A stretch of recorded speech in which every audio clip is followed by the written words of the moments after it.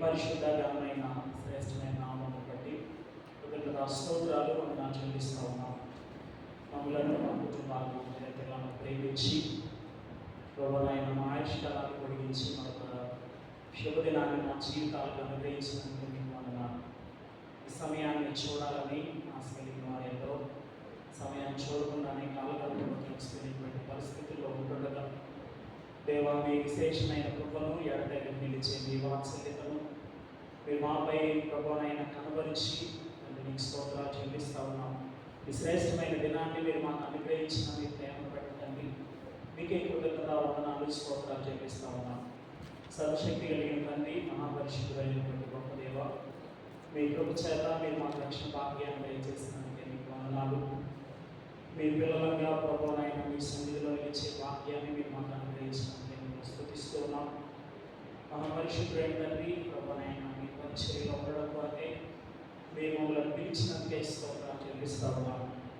మహాపరిశుద్ధులైన తండ్రి, గడిచిన సంవత్సరం కాలంలో ప్రభువైన మీ వాక్యాన్ని ఒక క్రమమైనటువంటి పద్ధతిలో కొంతమందికి అవగాహన కలిగి ఉండడం కొరకై ప్రభు మీరు అనుగ్రహించినటువంటి మంచి బైబిల్ కార్యక్రమం బట్టి మీకు స్తోత్రాలు చెల్లిస్తూ ఉన్నాం. ఒక ఈ సంవత్సర కాలం అంతంలో కూడా మీ కృపను మీ సాన్నిధ్యాన్ని తోడుగా వచ్చి ఇంతవరకు మీరు మమ్మల్ని నడిపించినందుకే స్తుతిస్తూ ఉన్నాం. ప్రభువానికి వందనాలు. మిగిలిన సమయం అంతని బట్టి కూడా మీ సన్నిధిలో ప్రార్థన చేస్తూ ఉన్నాం. ఈరోజు ప్రభువా మరోసారి క్లాస్లో మేమందరం కూడా పాల్గొనడానికి పిలిచిన సమయాన్ని బట్టి అవకాశాన్ని బట్టి మీకు వందనాలు స్తోత్రాలు చెల్లిస్తూ ఉన్నాం. మన పరిశుద్ధులైనది ప్రత్యేకమైన సమయంలో దైవ సేవకులను బట్టి సహోదరులందరిని బట్టి వారికి ఉన్నటువంటి ప్రతి అవసరతను బట్టి మీ సన్నిధిలో ప్రార్థన చేస్తూ ఉన్నాం. జ్ఞాపకం చేసుకుని యేసుక్రీస్తుని మహిమైశ్వర్యంలో వారి యొక్క ప్రతి అవసరం తీర్చుకుని ప్రార్థన చేస్తూ ఉన్నాం. శరీర బలహీనంగా ఉన్నటువంటి వారిని మీరు జ్ఞాపకం చేసుకోండి. వారికి వందనాలు చెల్లిస్తూ ఉన్నాం. మీ వాక్కును పంపి వారికి స్వస్థత ఆరోగ్యాన్ని మీరు దయచేయమని ప్రార్థన చేస్తూ ఉన్నాం. కష్టకాలంలో వారి ఎక్కువ మొదలుపెట్టి ఆయన వారి ఆపదలో నుండి వారిని విడిపించను తన వాక్కును పంపి వారిని బాగు చేసినని పరిశుద్ధ లేఖనాల్లో మేము చదువుతున్నాం. మీ వాక్కును పంపి స్వస్థపరచగలిగినటువంటి మీ మాటను పంపిన ఆయన మీరే శరీర బలహీనతో ఉన్నటువంటి వారికి ఆరోగ్యాన్ని దయచేయమని సంఖ్యలో ప్రార్థిస్తున్నాం. మన పరిశుద్ధులైన తండ్రి, వారి యొక్క పరిచర్యలో మీరు అనుగ్రహించినటువంటి దేవ బాధ్యతల్లో ఉన్నటువంటి ప్రతి అక్కర మీరు తీర్చుకొని మీ సన్నిధిలో ప్రార్థన చేస్తూ ఉన్నాం. స్థానాలు లేని వారికి మందిర స్థానాలు ఇవ్వండి. ప్రభువైన మందిరాలు లేనటువంటి వారికి మందిరాలు దయచేయండి. అలాగే సంఘాల్లో సంఖ్యాపరమైన అభివృద్ధి, ఆధ్యాత్మికమైనటువంటి అభివృద్ధి, విశ్వాస జీవితాల్లో మీరు అనుగ్రహించిన మీ సన్నిధిలో ప్రార్థన చేస్తూ ఉన్నాం. వారు చేస్తున్న సేవల ద్వారా నూతన ఆత్మలను రక్షణను నడిపించమని సన్నిధిలో ప్రార్థన చేస్తూ ఉన్నాం. పరిశుద్ధ ప్రభువానికి వందనాలు. వారి జీవితాల్లో మీ కార్యాలు జరిగించండి. వారి జీవితాల ద్వారా మీ కార్యాలు జరిగించండి. పరిశుద్ధులైన తండ్రి, గడిచిన సంవత్సరం నుండి ఈ క్లాసెస్ కొరకే ప్రభువైన మందిరాన్ని అందరి ద్వారా తెచ్చినటువంటి మీరు దయచేసి సేవలు బట్టి వారి కుటుంబాన్ని బట్టి మిమ్మల్ని స్తుతిస్తున్నాం. ప్రభువాని సేవకునికి ఒక గృహాన్ని మీరు దయచేసి స్థానిక సంఘాన్ని మీరు ఆశీర్వదించమని సన్నిధిలో ప్రార్థన చేస్తూ ఉన్నాం. మహాపరిశుద్ధులైన తండ్రి, దయగలిగిన దేవా, ఏ స్థలాల్లో వస్తున్నటువంటి సేవకులందరూ బట్టి మాకు వచ్చిన వారిని బట్టి మిమ్మల్ని స్తుతిస్తూ ఉన్నాం. ప్రయాణంలో ఉన్నటువంటి వారిని మీరు తోడుకొని రావాలని ప్రార్థన చేస్తూ ఉన్నాం. వారికి వందనాలు. మరి ఎంతో బాధ్యత తీసుకొని క్లాసెస్ నిర్వహిస్తున్నటువంటి మీరు దయచేయండి. ప్రభువైన సుబ్బారావు గారిని బట్టి వారి కుటుంబాన్ని బట్టి మీ సన్నిధిలో ప్రార్థన చేస్తూ ఉన్నాం. వారికి మీరు అనుగ్రహించిన బిడ్డలకు ఒకే వందనాలు. నర్సరావుపేట చుట్టుపక్కల ప్రాంతాల్లో మీకు ఆశపడుతున్నటువంటి ప్రయాస వ్యక్తపరచబడకుండా మీ కార్యాలను మీరు జరిగించి సేవను దేవనైనా అప్పగించగలని మీ సన్నిధిలో ప్రార్థన చేస్తూ ఉన్నాం. అలాగే సేవను నన్ను కూడా జ్ఞాపకం చేసుకుని సస్యంలో ఎక్కువైనది ప్రభువైన పరిశుద్ధాత్మ శాస్త్రంలో కొన్ని విషయాలు ఈరోజు మేము అధ్యయనం చేయబోతుండగా మీ ఆత్మ నైపుణ్యం మీరు వాళ్ళని అనుగ్రహించమని సన్నిధిలో ప్రార్థన చేస్తాం. శక్తి కలిగినటువంటి మీ కార్యాలు ప్రభావం మీరే జరిగించి మీ నామంలోకి సమస్త మహిమ ఘనత ప్రభావాలు ఆలోచించుకోవాలని ప్రార్థన చేస్తూ మిమ్మల్ని సమయాన్ని అంతటినీ కూడా ప్రభువ మీ దయగలిగినటువంటి హస్తాలను అప్పగించుకుంటూ ప్రభు యేసుక్రీస్తు వారి పరిశుద్ధ నామంలో స్తుతులు చెల్లించి ప్రార్థన చేసేందుకు వేడుకొంచున్నాం. ఆమేన్.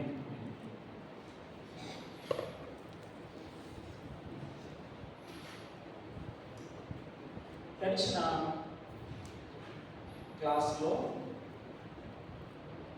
పరిశుద్ధాత్మ దేవుడు ఒక శక్తి కాడు, వ్యక్తి అనేటటువంటి విషయాన్ని వివిధ రకాలైనటువంటి కోణాల్లో మనం అధ్యయనం చేయడానికి ప్రభు సహాయం చేశారు. చాలామంది పరిశుద్ధాత్మ దేవుడిని ఒక శక్తి అని భావించేటటువంటి వారు లేదా శక్తిగా ప్రకటించేటటువంటి వారు లోకంలో చాలామంది మనకి కనబడుతుంటారు. అయితే ఒక వ్యక్తికి ఉండాల్సినటువంటి పరిస్థితి అంతటి కూడా పరిశుద్ధాత్మ దేవుడు కలిగి ఉన్నటువంటి కారణాన్ని బట్టి ఆయన వ్యక్తి, శక్తి కలిగినటువంటి వ్యక్తి ఏ విధంగా అయి ఉన్నాడో దేవుని వాక్యంలో నుండి అనేకమైనటువంటి సంగతులను మనం చూడటం జరిగింది. ఈరోజు మరొక 2 విషయాలు మీ ఎదుట నేను ఉంచాలని ఆశపడుతున్నాను. నేను చెప్పబోయేటటువంటి ఆ 2 విషయాలు ఆల్రెడీ అవుట్లైన్గా బోర్డు మీద కొన్ని విషయాలు రాయడం జరిగింది. సో ఈరోజు మనం పరిశుద్ధాత్మ దేవుని యొక్క లేదా పరిశుద్ధాత్మ యొక్క దేవత్వాన్ని గురించి కొన్ని సంగతులు నేర్చుకున్నాం. The divinity of the holy spirit. పరిశుద్ధాత్మ దేవుడు ఒక వ్యక్తి అని నమ్మితే కనుక తప్పనిసరిగా ఆయన దేవత్వాన్ని కూడా విశ్వసించేటటువంటి వారుగా ఉంటారు. ఈ రెండు కూడా విడదీయలేనటువంటి ఆయన వ్యక్తిత్వం, ఆయన దేవత్వం, పర్సనాలిటీ అండ్ డివినిటీ, ఈ 2 విషయాలని మనం ఏమాత్రం కూడా తృణీకరించలేదు. ఒకటి నమ్మితే తప్పనిసరిగా ఇంకొకటి నమ్మి తీరాల్సింది. త్రిత్వాన్ని గురించి అనేకమైనటువంటి విషయాలు తెలియపరచడం అనేది జరిగింది. థియాలజీ ప్రాపర్లో ద డాక్ట్రిన్ ఆఫ్ ట్రినిటీ, త్రిత్వ సిద్ధాంతాన్ని గురించి అనేకమైనటువంటి విషయాలు ఇప్పటికే మనకి తెలియచేయబడ్డాయి. కాబట్టి త్రిత్వాన్ని నమ్మినటువంటి ప్రతి వ్యక్తి కూడా పరిశుద్ధాత్మ దేవుని యొక్క దేవత్వాన్ని నమ్మేటటువంటి వాడు ఉన్నాడు. త్రిత్వంలో మనం నమ్మేదేంటి? తండ్రి, కుమార, పరిశుద్ధాత్మ అనే 3 వ్యక్తులు దేవుడై ఉన్నారు అనే విషయాన్ని మనం స్టడీ చేసాం ఇప్పటికే. సో త్రిత్వాన్ని నమ్మినటువంటి వ్యక్తి పరిశుద్ధాత్మ దేవుడు అని తప్పనిసరిగా నమ్ముతారు. త్రిత్వాన్ని నమ్మనటువంటి వ్యక్తి పరిశుద్ధాత్మ దేవత్వాన్ని కూడా నమ్మడు. ఒకదాన్ని అంగీకరిస్తే ఇంకొకటి అంగీకరించినట్టే, ఒకదాన్ని తృణీకరిస్తే ఇంకొక దాన్ని ఖచ్చితంగా తృణీకరించినట్టే. సంఘ చరిత్ర కాలం అంతట్లో కూడా పరిశుద్ధాత్మ వ్యక్తిత్వం మరియు దేవత్వం, వ్యక్తిగా దేవుడిగా ఆయన ఏ విధంగా పనిచేశాడో చరిత్రలో అనేకమైనటువంటి సంగతులను గురించి వివరించడం అనేది జరిగింది. ఈ పరిశుద్ధాత్మ దేవుని యొక్క దేవత్వం మరియు వ్యక్తిత్వం అనే ఈ 2 చారిత్రాత్మకమైనటువంటి సిద్ధాంతాలు క్రైస్తవ విశ్వాసానికి పునాది అనే విషయాన్ని మనం తప్పనిసరిగా జ్ఞాపకం పెట్టుకోవాలి. పునాది పటిష్టంగా ఉంటే బిల్డింగ్ అనేది తప్పనిసరిగా దృఢంగా ఉంటుంది అనేది మనం నమ్మేటటువంటి విషయం. కనుక క్రైస్తవ విశ్వాస జీవితానికి క్రైస్తవ పునాది సత్యాలుగా ఈ 2 కూడా ఎచ్చబడుతున్నటువంటి విషయాన్ని మనం ఎప్పటికీ కూడా మర్చిపోకూడదు. నిలబడితే 2 నిలబడితే పడిపోతే 2 పడిపోతాయి. సో నేను పరిశుద్ధాత్మ నువ్వు వ్యక్తి అని అంటే కనుక తప్పనిసరిగా ఆయన దేవుడై ఉన్నాడు అనే విషయాన్ని నమ్మి తీరాల్సింది. ఆయన దేవుడిని నేను నమ్మితే కనుక దేవుడు కనుక ఆయన వ్యక్తిత్వం అనేది ఉంటుంది అనేటటువంటి విషయాన్ని కూడా నమ్మి తీరాల్సినటువంటి అవసరం.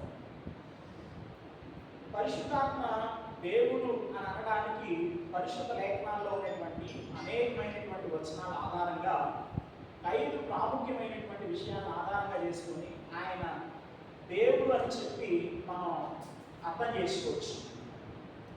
ఏమేంటి ఆ 5 విషయాలు? ఒకటి, దైవిక లక్షణాలు. పరిశుద్ధాత్మ దైవిక లక్షణాలు అంటే దేవుడు మాత్రమే కలిగి ఉండేటటువంటి లక్షణాలను పరిశుద్ధాత్మ దేవుడు కలిగి ఉన్నాడు. అది మొదటి విషయం. రెండవది, దైవిక కార్యాలు. పరిశుద్ధాత్మ దైవిక కార్యాలు అంటే దేవుడు మాత్రమే చేయగలిగినటువంటి పనులు పరిశుద్ధాత్మ దేవుడు జరిగించాడని లేఖనాలు చదువుకున్నప్పుడు మనకి అర్థమవుతుంది.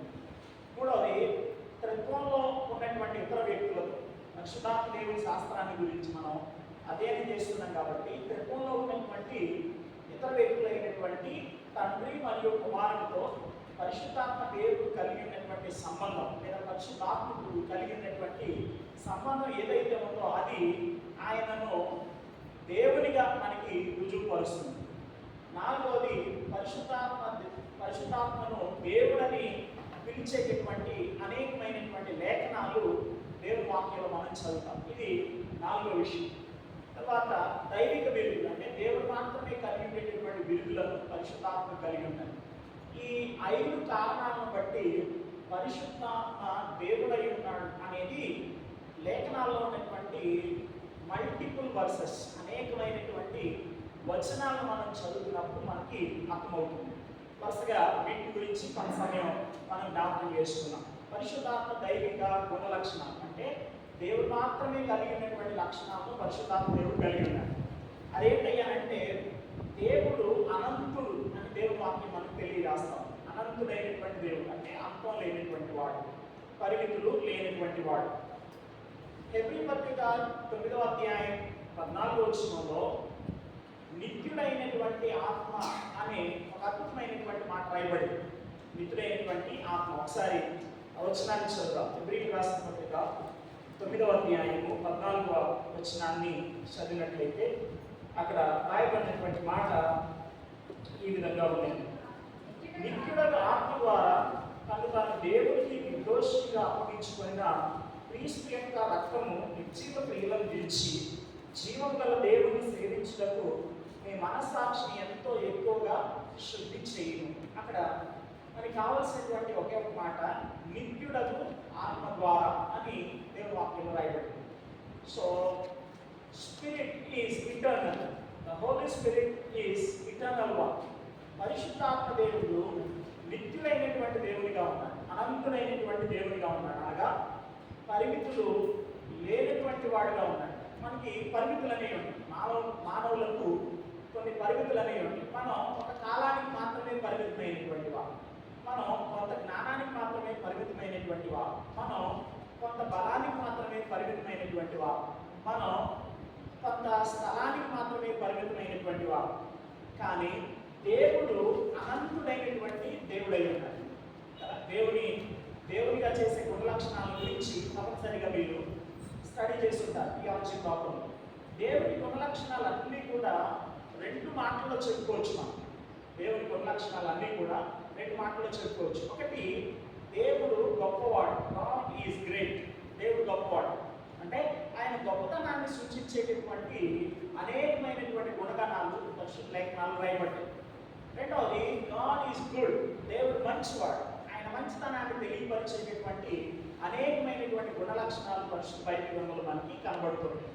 సో దేవుని గుణ లక్షణములను ఈ విధంగా మనం వెలుగొట్టి మాట్లాడితే ఆయన గొప్పతనాన్ని గురించి తెలియజేసేటటువంటి అనేకమైనటువంటి గుణ లక్షణాలు ఉంటే ఆ గుణ లక్షణాల్లో ఒకటి ఆయన గొప్పతనాన్ని తెలియజేసే ఒక గొప్ప లక్షణం ఏంటంటే ఆయన అనంతుడైనటువంటి దేవుడై, ఇంకా పరిమితులు లేనటువంటి దేవుడై ఉన్నాడు. ఏ విషయాలు ఆయనకి పరిమితులు లేవు అని అంటే ఆయన కాలంలో అనంతుడు, కాలానికి అతీతుడు, మధ్యాంతరహితుడు అనేటటువంటి విషయాన్ని దేవుని వాక్యాన్ని ఆధారంగా చేసుకుంటే అర్థమవుతుంది. అంటే ఆయనకు ముందు ఎవరు లేరు, ఆయన తర్వాత ఎవరు ఉండకూడదు. ఆయన ఎల్లప్పుడూ కూడా ఉనికిని కలిగినటువంటి దేవుడై ఉన్నాడు. ఆయన లేనటువంటి కాలం అనేది లేదు. ఆయన కాలాతీతుడైనటువంటి దేవుడుగా ఉన్నాడు. కాలాతీతుడుగా ఉండేటటువంటి ఆ లక్షణం ఏదైతే ఉందో అది దైవిక లక్షణం, అది దైవికమైనటువంటి లక్షణం. సో హెబ్రీ పత్రిక 9వ అధ్యాయం 14వ వచనం ప్రకారం నిత్యుడైనటువంటి ఆత్మ అని పరిశుద్ధాత్మ దేవుని గురించి రాయబడినప్పుడు అది ఒక దేవుడు కలిగి ఉండేటటువంటి లక్షణం మాత్రమే కనుక పరిశుద్ధాత్మను దేవునిగా తెలియపరిచేటువంటి ఒక అద్భుతమైనటువంటి గుణ లక్షణం ఏంటంటే ఆయన నిత్యుడైనటువంటి దేవుడు అయినాడు, కాలానికి అతీతంగా ఉండేటటువంటి దేవుడు అయినాడు. మనం ఒక కాలానికి పరిమితం. మన కాలం ఎంతవరకు అంటే మనం పుట్టిన దగ్గర నుండి చచ్చిపోయేంత వరకు కదండి. మన కాలం అంతవరకు మాత్రమే పరిమితం. ప్రతి వ్యక్తికి కూడా కాలంలో పరిమితులు అనేవి ఉన్నాయి, కానీ దేవుడికి అలాంటివి లేదు. సో ఆయన నిత్యమైనటువంటి గుణలక్షణం ఏదైతే ఉందో అది ఆయనను దేవునిగా రుజువుపరుస్తుంది, దేవునిగా మనం అర్థం చేసుకోవడానికి సహాయపడుతుందని పరిశుద్ధ బైబిల్లో మనకి తెలియజేస్తాం. ఇది మొదటి విషయం. తర్వాత రెండవది, జ్ఞానంలో ఆయన అనంతుడైనటువంటి దేవుడు అయినాడు. ఒకటి కాలంలో అనంతుడు, రెండు జ్ఞానంలో అనంతుడు. మన జ్ఞానానికి ఏమున్నాయి? పరిమితులు అనేవి ఉన్నాయి. మనకి కొంతవరకు మాత్రమే తెలుసు. కానీ దేవుడు సర్వాన్ని కూడా ఎరిగినటువంటి దేవుడు అయి ఉన్నాడు. రోమీయులకు రాసిన పత్రిక 11వ అధ్యాయం 33వ వచనాన్ని మనం చదివితే అక్కడ పౌలు భక్తుడు దేవునికి ఉన్నటువంటి ఆ గొప్పతనాన్ని గురించి మాట్లాడుతూ కొన్ని మాటలు ఈ విధంగా తెలియపరుస్తూ వచ్చాడు. ముందుగా ఆయనకు ఆలోచన చెప్పిన వాడెవడు? ఆయనకి ఇచ్చి ప్రతిఫలం కలిగినటువంటి వాడెవడు? ఆయన జ్ఞానము, బుద్ధి జ్ఞానముల బాహుల్యము ఎంతో గంభీరం, ఆయన తీర్పులు శోధింపనెంతో అసఖ్యములు అని దేవుడు వాక్యంలో రాయబడింది.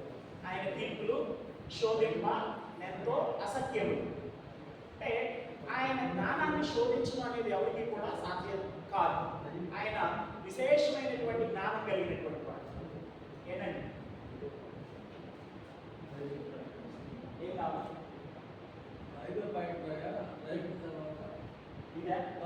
దైవిక బిరుదులు టైటిల్స్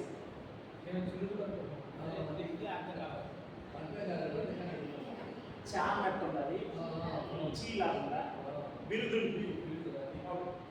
సరే, దేవుడు జ్ఞానంలో అనంతుడైనటువంటి దేవుడు అయి ఉన్నాడు. ఆయన బుద్ధి జ్ఞానముల బాహుల్యము ఎంతో గంభీరం. దేవుని వాక్యంలో రాయబడి ఎంతో గంభీరం. ఆయన తీర్పులు శోధింపని ఎంతో అసత్యము. అసత్యములు అనే మాట దగ్గర మీ రోమపత్రిక 11వ అధ్యాయం 33వ వచనం చదివితే ఒకటి వెనక్కి వేసి కింద అడుగు జాడలు పట్ట అసఖ్యములు అని దేవుని వాక్యంలో రాయబడి. అడుగు జాడలు పట్ట అసఖ్యములు. సహజంగా ఏదైనా ఒక జంతువు నీళ్ళలో దిగో లేదా బుర్రలో దిగో నడిస్తే కనుక తప్పనిసరిగా తన యొక్క అడుగు జాడలు అనేవి కనపడతా ఉంటాయి. అడుగు జాడలు అనేవి కనపడతా ఉంటాయి. ఈ అడుగు జాడలు పట్టణ అసఖ్యములు అనే మాట దగ్గర నేను ఒక కామెంటరీలో ఇలా చదివాను. ఈ మాటలు రాసేటటువంటి సమయం ముందు వేగంగా పరిగెత్తేటటువంటి ఒక జంతువు అది ఎంత వేగంగా పరిగెడుతుంది అని అంటే, అది పరిగెట్టింది ఆ దారిలో అనేటటువంటి విషయం కూడా అర్థం కానంత వేగంగా, అడుగు జాడలు పట్టలేనటువంటి రీతిలో అది వేగంగా పరిగెడుతుంది అనేటటువంటి ఆ ఐడియా ఏదైతే ఉందో దాన్ని ఆధారంగా చేసుకుని పౌలు భక్తుడు ఆ మాట రాసి ఉండవచ్చు అనే విషయాన్ని ఒకటి చదవడం జరిగింది.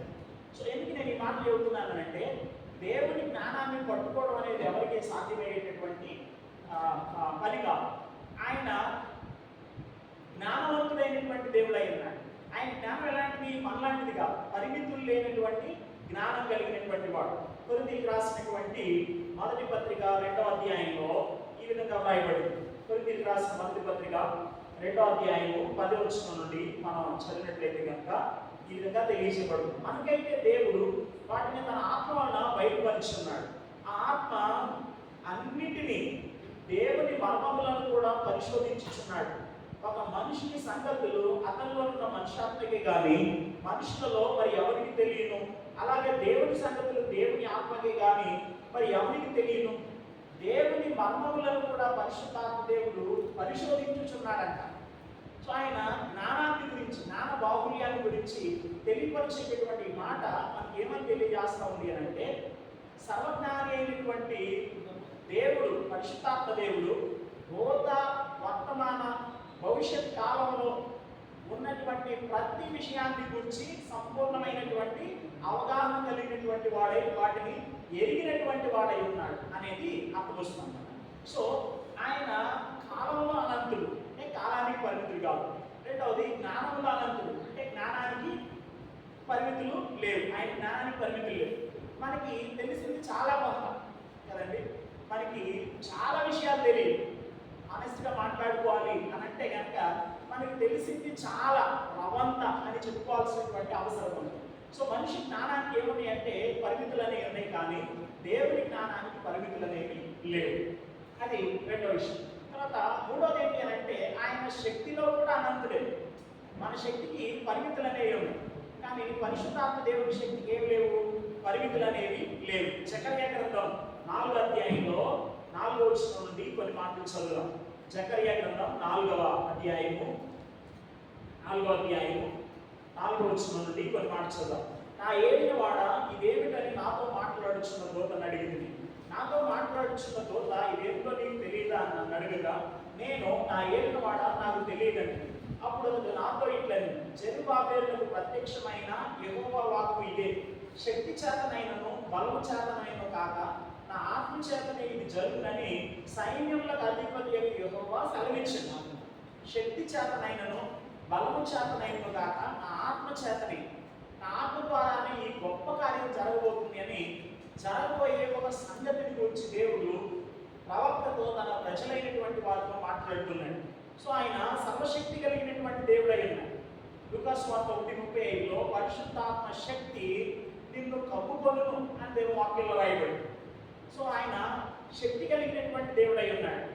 తన స్వభావానికి అనుగుణమైనటువంటి ప్రతి దానిని కూడా ఆయన చేయగలిగినటువంటి దేవుడు. మరి శక్తి కలిగినటువంటి వాడంటే ఏది పడితే అది చేస్తాడని కాదు. తన స్వభావానికి విరుద్ధంగా ఆయన ఏది కూడా జరిగించేటటువంటి దేవుడు కాదు. తన స్వభావానికి అనుగుణమైనటువంటి ప్రతి దాన్ని కూడా ఆయన చేసేటటువంటి దేవుడై ఉన్నాడు. కనుక ఆయన సంపూర్ణమైనటువంటి బలవంతుడు లేదా శక్తి కలిగినటువంటి దేవుడై ఉన్నాడు.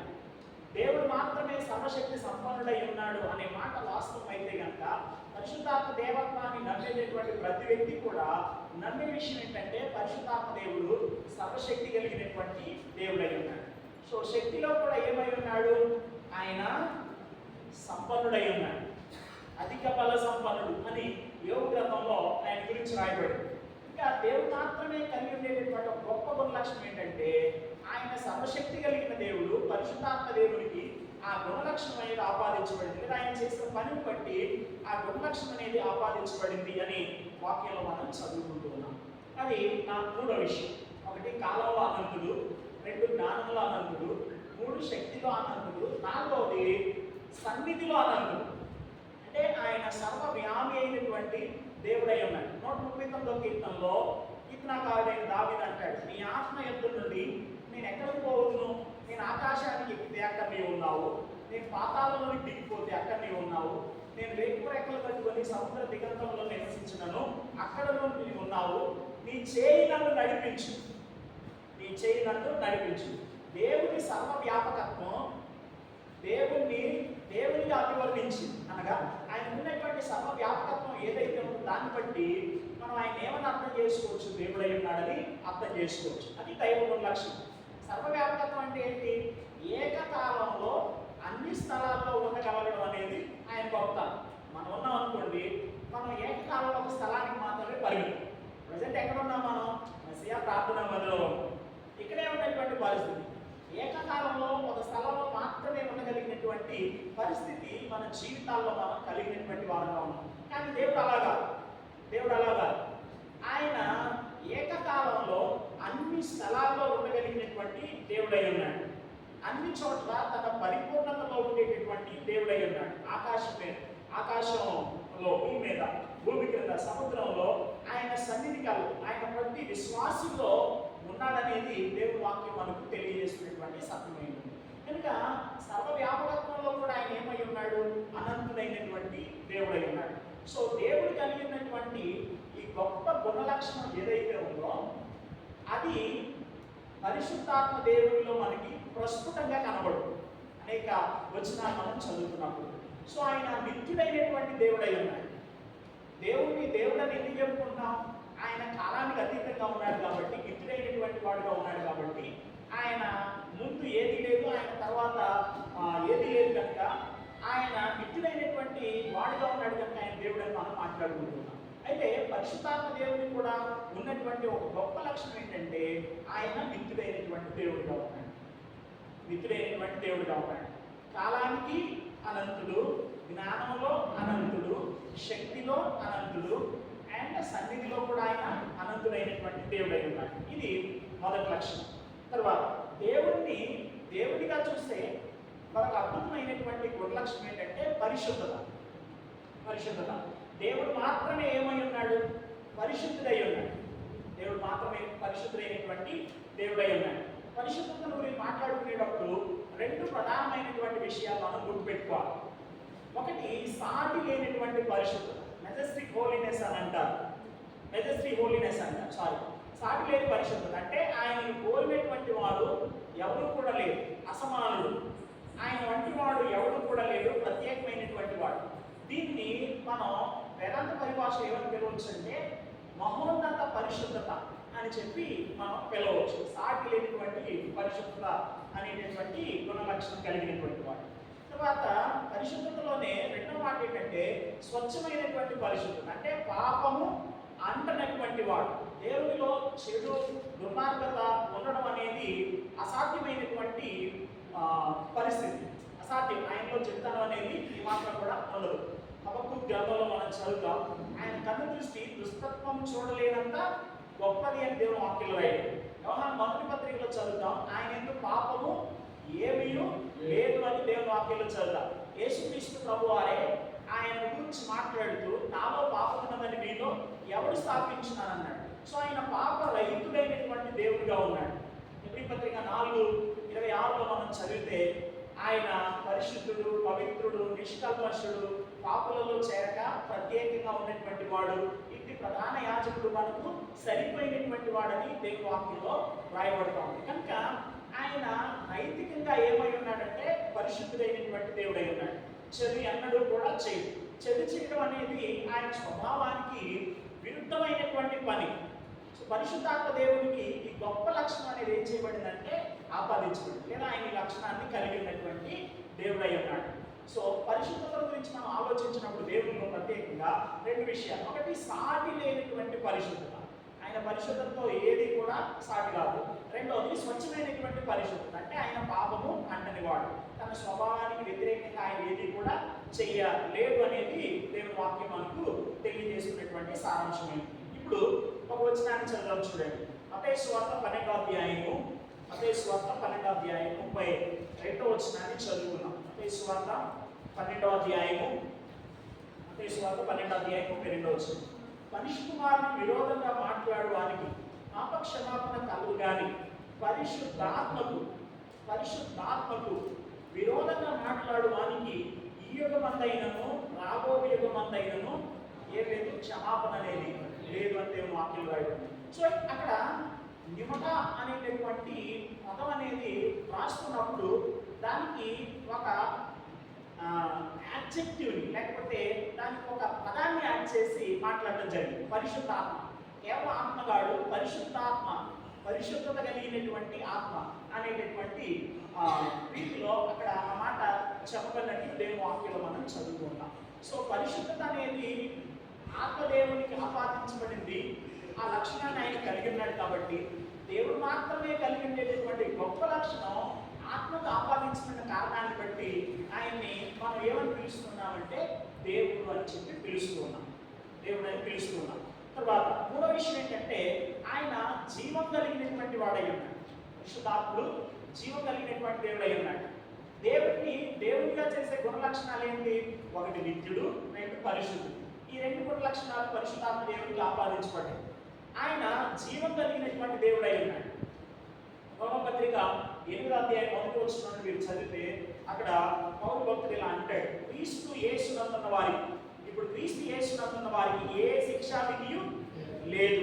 క్రీస్తు యేసునందు జీవము నుంచి ఆత్మ యొక్క నియమము పాప మరణముల నియమము నుండి నన్ను విడిపించను అని మాట్లాడినట్లు దేవుని వాక్యంలో మనం చూడగలుగుతాం.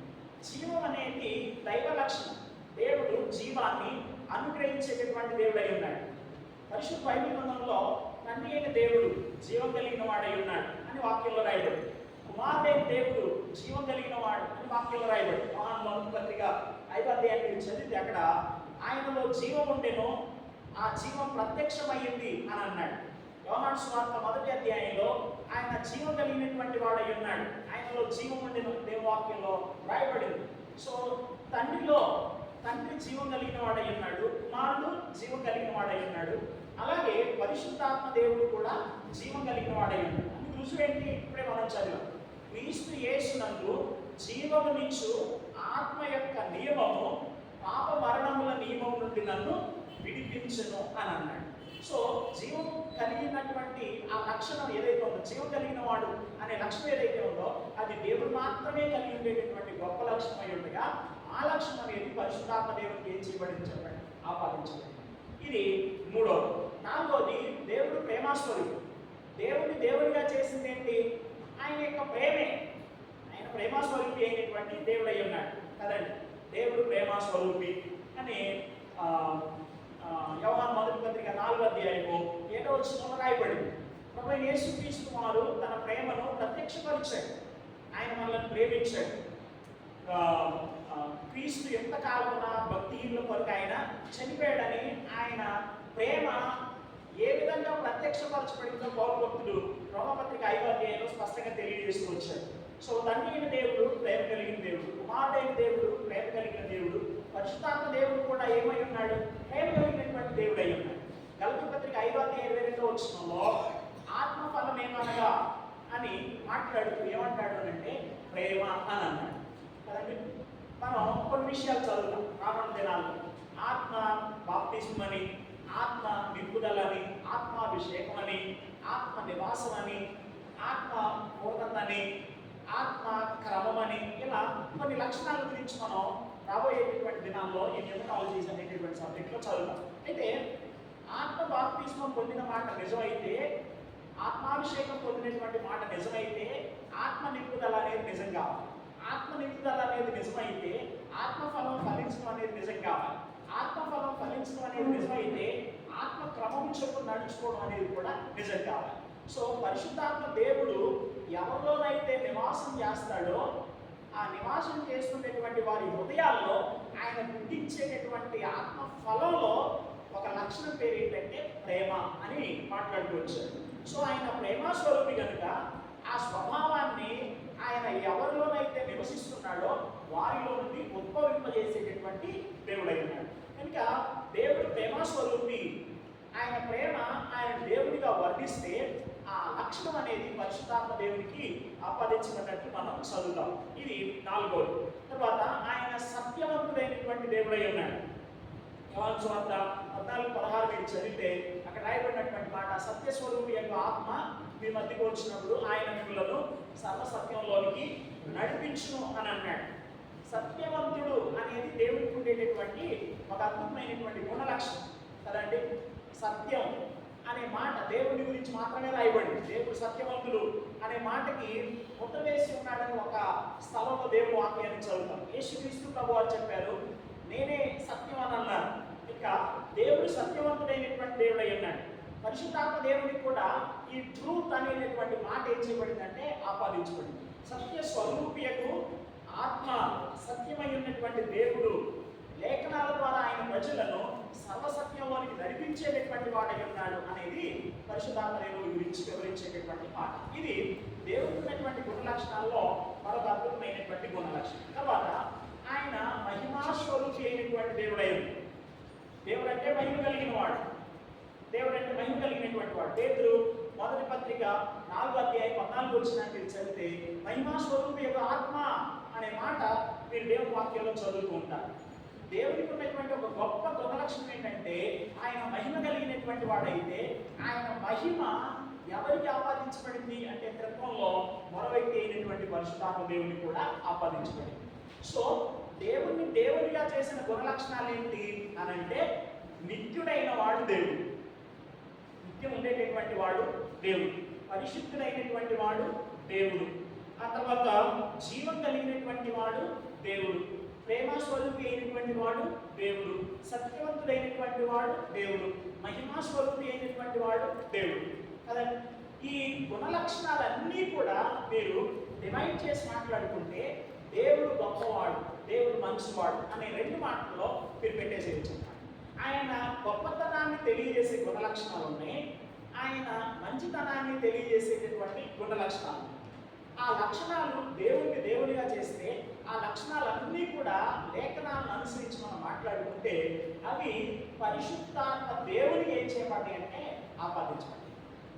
పరిశుద్ధాత్మ దేవునికి ఆపాదించబడ్డాయి. సో ఆయనలో ఉండేటటువంటి దైవిక గుణ లక్షణాలు అంటే దేవుడు మాత్రమే కలిగి ఉండేటటువంటి గుణ లక్షణాలు ఏవైతే ఉన్నాయో అవి పరిశుద్ధాత్మ దేవునిలో ప్రస్తుతంగా మనకి కాబట్టి పరిశుద్ధాత్మను దేవునిగా మనం చూస్తున్నాం లేదా అవగాహన చేసుకుంటూ ఉన్నాం. వాక్యం మనకు పరిశుద్ధాత్మని దేవునిగా అభివర్ణిస్తుంది, ఆయనకు ఉన్నటువంటి కొన్ని లక్షణాలు.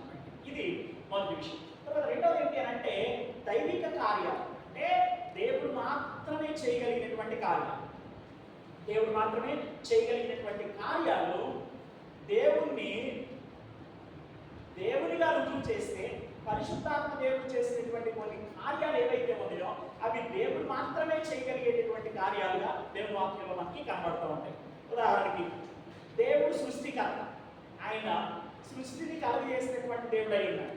ఆదికాండం 1:1 ఆది యందు దేవుడు భూమి ఆకాశములను సృజించెను అని దేవుని వాక్యంలో రాయబడతా ఉంది. ఆది యందు దేవుడు భూమి ఆకాశములను సృజించమనేటటువంటి ఈ మాట ఆయన సృష్టికర్త అయినటువంటి దేవుడై ఉన్నాడు అనేటటువంటి విషయాన్ని అభివర్ణిస్తే, పరిశుద్ధాత్మ దేవుడు సృష్టి కార్యంలో లేదా సృష్టిని కలగజేసినటువంటి సమయమందు ఆయన చాలా యాక్టివ్గా ఉన్నాడని వాక్యాన్ని చదువుతున్నప్పుడు మనకి అర్థమవుతుంది. కొన్ని వచనాలు చదువు. యోబు గ్రంథం 26వ అధ్యాయం 13వ వచనాన్ని చదువుకున్నాం. యోబు గ్రంథం 26:13. యోబు గ్రంథం 26:13. ఆయన ఊపిరి విడువగా ఆకాశ విశాలమునకు అందము వచ్చును, ఆయన హస్తము పారిపోవు మహాసర్పమును ఒడిచెను. ఆయన ఊపిరి విడవగా ఆకాశ విశాలమునకు అందము వచ్చేది. తర్వాత 33వ అధ్యాయం, యోబు గ్రంథం 33వ అధ్యాయంలో 4వ వచనాన్ని చదువుకున్నాం. దేవుని ఆత్మ నన్ను సృజించెను, సర్వశక్తుని యొక్క శ్వాసము నాకు జీవమిచ్చెను అని అన్నాడు. ఊపిరి, శ్వాసము, ఆత్మ, ఈ 3 మాటలను మీరు గమనించండి. సో పరిశుద్ధాత్మ దేవుడు సృష్టి కార్యంలో ఆయన చాలా యాక్టివ్గా ఉన్నాడు. సృష్టిని కలుగజేసినప్పుడు ఆయన చాలా యాక్టివ్గా ఉన్నాడని దేవుని యొక్క వాక్యం మనకు స్పష్టంగా తెలియజేస్తా ఉంది. సృష్టికర్త అయినటువంటి వాడు దేవుడు కాక మరి ఏమవుతాడు? సో పరిశుద్ధాత్మ దేవుడు సృష్టిలో యాక్టివ్ పార్ట్ తీసుకొని సర్వ సృష్టి కలగడానికి ఆయన కారణమైనటువంటి దేవుడుగా ఉన్నాడు. సర్వ సృష్టి కలగడానికి ఆయన కారణభూతుడిగా ఉంటే, ఈ సృష్టి కార్యంలో పరిశుద్ధాత్మ దేవుని యొక్క పాత్ర ఎంతో ప్రస్ఫుటంగా మనకు కనబడుతుంది. కాబట్టి ఆయన చేసినటువంటి కార్యం ఆయన ఏం చేసిందంటే దేవునిగా అభివర్ణిస్తూ ఉన్నది.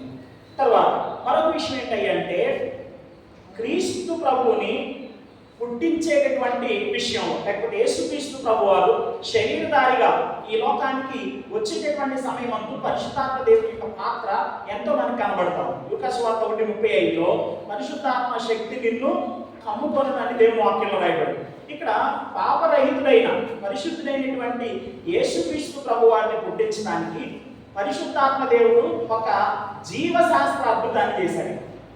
జీవశాస్త్ర అద్భుతాన్ని చేశాడు. ఆయన నీ మీదికి వచ్చుననేటటువంటి మాట చాలా మంది తప్పుగా అర్థం చేసుకున్నారు. తప్పుగా అర్థం చేసుకొని చాలా విపరీతమైనటువంటి వ్యాఖ్యలు చేసేటటువంటి వారు లోకంలో మనకి కనబడుతూ ఉంటారు. ఒక జీవశాస్త్ర అద్భుతాన్ని చేయడం కొరకై పరిశుద్ధాత్మ దేవుడు అడుగు ముందుకు వేసి యేసుక్రీస్తు ప్రభు వారి భూమి మీద పాపరహితుడుగా, పరిశుద్ధులైనటువంటి దేవునిగా, పరిశుద్ధులైనటువంటి యేసుక్రీస్తుగా ఆయన లోకానికి రావడానికి పరిశుద్ధాత్మ దేవుడు ఒక జీవశాస్త్ర అద్భుతాన్ని చేసినట్లు లూకాసు వార్త 1వ అధ్యాయం 35వ వచనం చదువుతున్నప్పుడు మనకి అర్థమవుతుంది. తర్వాత ఆయన లేఖనాలను దైవావేశపరిచాడు. బైబిలియాలజీలో మనం చదివాం. ఏం చదివాం? దేవుడు తన ప్రత్యక్షతను మనిషికి అనుగ్రహించాడు. దేవుడు తాను ప్రత్యక్షపరుచుకోకుండా దేవుడు అంటే ఏంటో, ఆయన ప్రణాళికలు ఏంటో, ఆయన ఆలోచనలు ఏంటో, ఆయన ఉద్దేశాలు ఏంటో ఏ మానవుడు కూడా తెలుసుకోలేదు.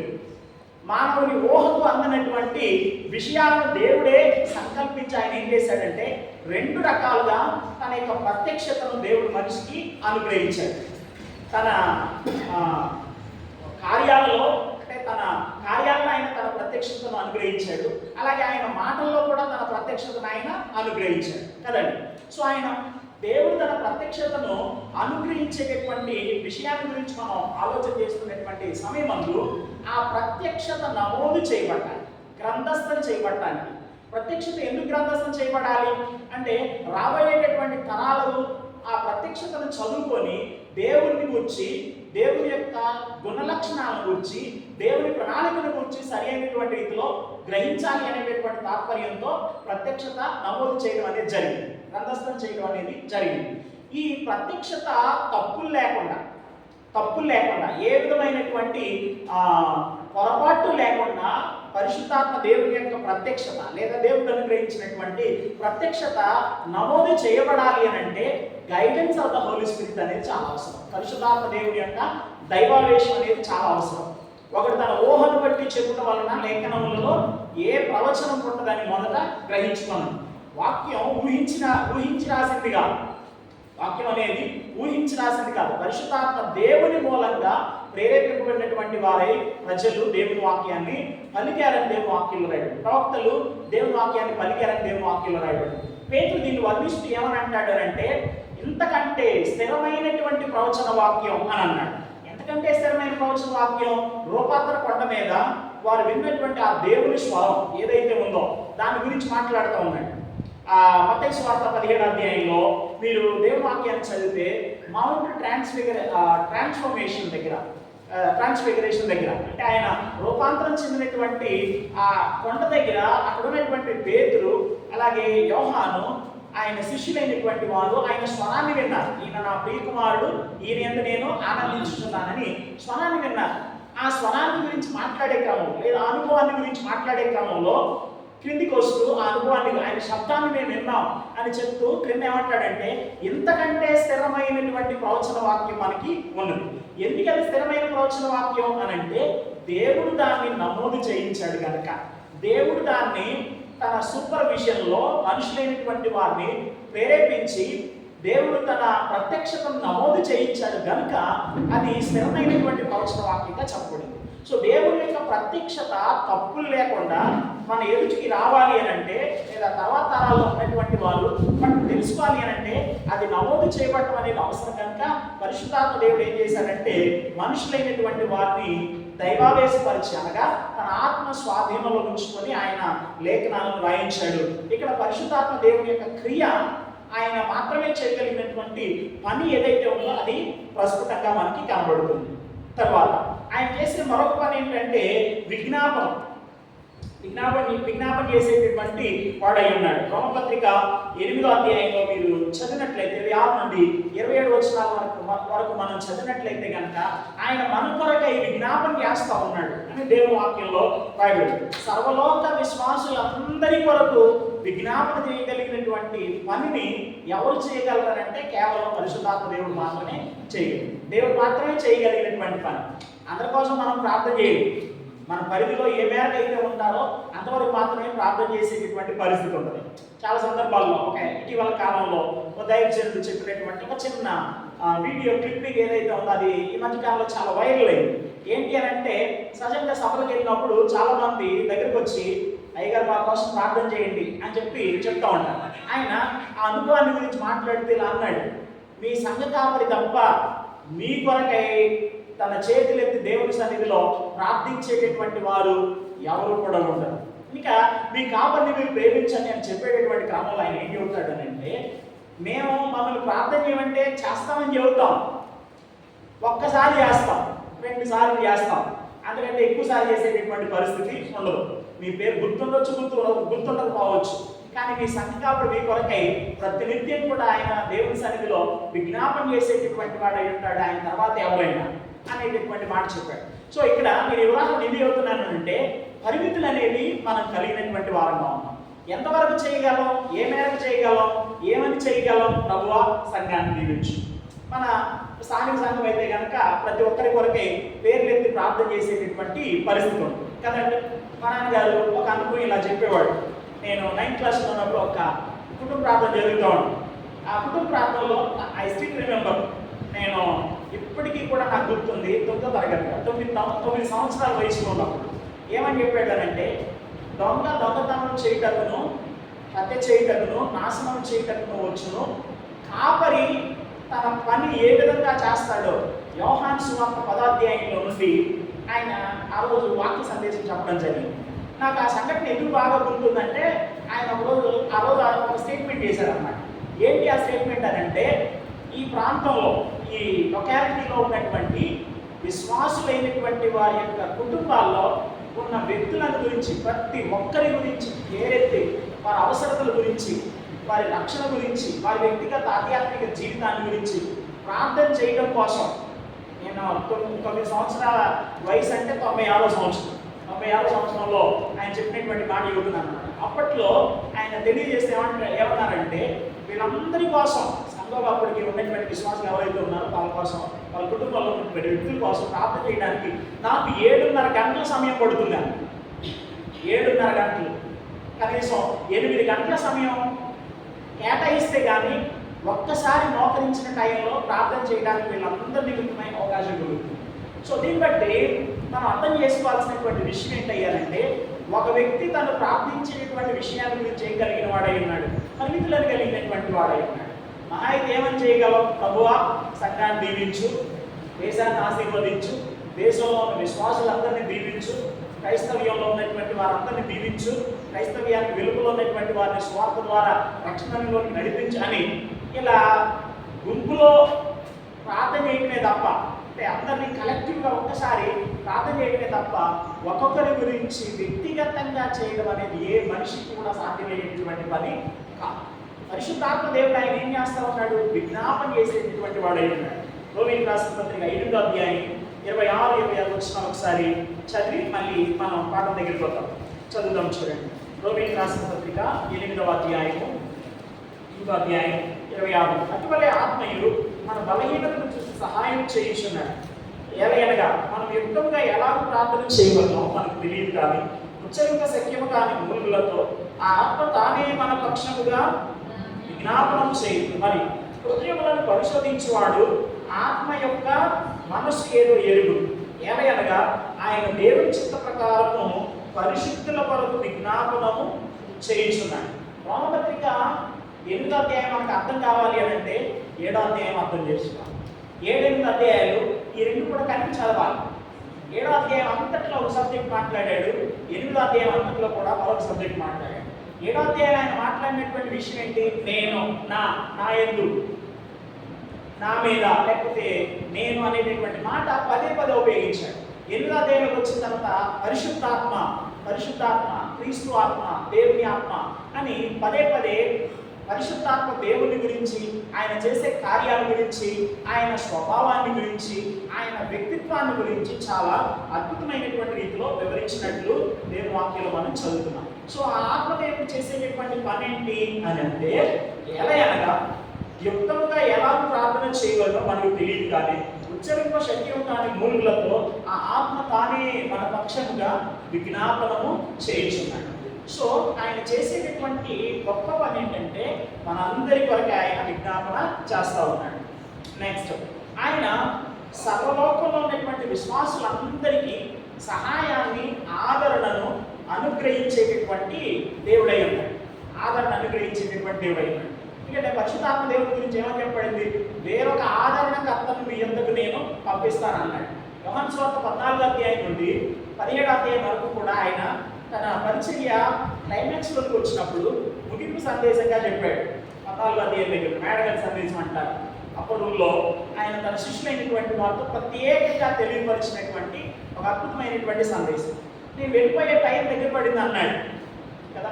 ఆయన ఎందువరకు ఈ లోకానికి వచ్చాడో ఆ ఉద్దేశం నెరవేర్చినటువంటి సమయం వచ్చేటటువంటి ఆ పరిస్థితుల్లో ఆయన తన శిష్యులైనటువంటి వారితో చెప్పినటువంటి మాట ఏంటంటే, నేను వెళ్ళిపోయేటటువంటి సమయం వచ్చింది అని అనగానే శిష్యులకి టెన్షన్ వచ్చేసింది, కలవరం వచ్చేసింది.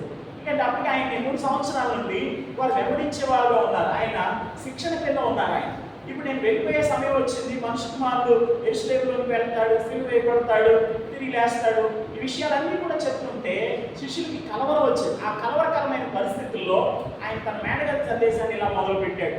మీ హృదయములను కలవరపడేయండి, తండ్రి యందు విశ్వాసం ఉంచుచున్నారు, నా యందును మీరు విశ్వాసం ఉంచండి అని చెప్తూ నేను వెళ్ళని ఎడల ఆదరణకర్త మీ యొద్దకు రాడు అని అన్నాడు. ఆదరణకర్తగా ఆయన మీ యొద్దకు పంపించబడతాడని చెప్పి తెలియపరచడం జరిగింది. సో పరిశుద్ధాత్మ దేవుడిని ఆయన ఈ లోకానికి ఎందుకు పంపించాడు, లేదా పరిశుద్ధాత్మ దేవుడు ఆయన సంఘంలో స్థిరమైనటువంటి నివాసం చేయడానికి ఎందుకు వచ్చాడు అని అంటే, టు కంఫర్ట్ ఎవ్రీవన్, ప్రతి వ్యక్తిని కూడా ఆదరించి, బలపరిచి, సహాయం చేయడం కొరకై ఆయన ఈ లోకానికి పంపించబడ్డాడని దేవుని వాక్యంలో మనం చదువుకుంటాం. మనిషికి ఇచ్చే ఆదరణ తాత్కాలికమైనదిగా ఉంటుంది. యోగుని ఆదరించడానికి వచ్చారు ప్రాణ స్నేహితులైనటువంటి వారు. ఎలీఫజు, జోఫరు, బిల్దదు అనేటటువంటి ముగ్గురు స్నేహితులు ఆదరించడానికి వచ్చారు. బైబిల్లో రాయబడింది 7 రోజులు పోల్చుకోలేకపోయారంట.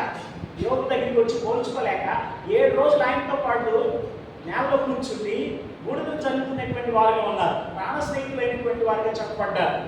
ఆ తర్వాత కాలంలో యోగు తన ప్రాణ స్నేహితుల గురించి ఏమంటాడంటే, వాళ్ళు గాయం మీద పుండు మీద కాలం చల్లినట్లు గాయాలు రేపేటటువంటి మాటలు మాట్లాడుతున్నటువంటి సమయం మందు యోగు ఏమంటాడంటే, ఇలాంటి మాటలు నేను చాలా విన్నాను అని అన్నాడు. ఇలాంటి మాటలు చాలా విన్నాను. యోగుతో పాటు 7 రోజుల పాటు కూర్చొని ఆయన ఆదరించాలనే తాత్పర్యంతో, ఓదార్చాలనే తాత్పర్యంతో వచ్చినటువంటి స్నేహితులు ఎప్పుడైతే యోగు తను పుట్టినటువంటి దినాన్ని శపించడం మొదలుపెట్టాడు, తనకు కలిగినటువంటి బాధను బట్టి యోగు స్నేహితులు చాలా ఘోరంగా మాట్లాడటం ప్రారంభం చేశారు. ప్రత్యక్షంగా మాట్లాడే వాళ్ళు కొందరు, పరోక్షంగా మాట్లాడేటటువంటి వాళ్ళు మరికొందరు. ఒక ఆయన అంటాడు, నీ భక్తి నీకు ధైర్యం పుట్టించదా అన్నాడు. నువ్వు భక్తి కలిగిన వాడవే కదా, ధైర్యం ఉండాలి కదా, మళ్ళీ ఇలా పిక్ మాటలు మాట్లాడతావేంటి అన్నట్టు ఒక ఆయన. బురద లేకుండా జమ్మి కొలుస్తుందా అంటాడు ఇంకొక ఆయన. నువ్వేదో చేస్తుంటావు అందుకనే నీకు ఇలాంటి స్థితి దాపురించింది అనేది అర్థం. ఇంకొక ఆయన అంటాడు, నీకు కొడుకులు ఏమన్నా పాపం చేశారేమో కాబట్టి నీకు ఇలాంటి పరిస్థితి వచ్చిందేమో అని చెప్పి తన స్నేహితులైనటువంటి వారి మాటలతో గాయపరుస్తున్నటువంటి సమయంలో ఏమంటాడు, ఇలాంటి మాటలు నేను చాలా విన్నాను. మీరందరూ బాధకే కర్తలు కానీ ఆదరణకు కర్తలు కాదు అన్నాడు. లేదన్నమాట, మీరందరూ బాధకే కర్తలు. యోగ గ్రంథం 16వ అధ్యాయంలో ఆ మొదటి వచనాలు మీరు చదువుతారు. మీరందరూ బాధకే కర్తలు కానీ ఆదరణకు కర్తలు కాదు. నా ప్రాణ స్నేహితులకి నేను అసహ్యమైపోయానన్నాడు ఒక వచనం. సో ఈ లోకంలో ఎవరైనా మనకి ఆదరణ ఇచ్చారనుకోండి, అది తాత్కాలికమైనటువంటి ఆదరణగానే ఉంటుంది. వీలైనటువంటి వాళ్ళు ఎవరైనా చనిపోతే లేదా మనకు సంబంధించిన వారు ఎవరైనా చనిపోతే మనుషులు వచ్చి మనల్ని ఆదరించేటటువంటి ప్రయత్నం చేస్తూ ఉంటారు. ఎంతసేపు ఉంటారు? కొద్దిసేపు మాత్రమే ఉంటారు. 1 గంట ఉంటారు. ప్రియమైన వారైతే 1 రోజు ఉంటారు. ఇంకా ప్రియమైన వారైతే ఒక 3 రోజులు ఉంటారు. ఎలకాలం మన దగ్గర ఉండేటటువంటి పరిస్థితి ఉంటుందా? ఉండదు. కృపచేత నిత్యమైనటువంటి ఆదరణ అనుగ్రహించే దేవుడు దేవుని వాక్యంలో రాయబడింది. సో దేవుడు తన ప్రజలైనటువంటి వారిని నిత్యము ఆదరించేటటువంటి దేవుడై ఉన్నాడు.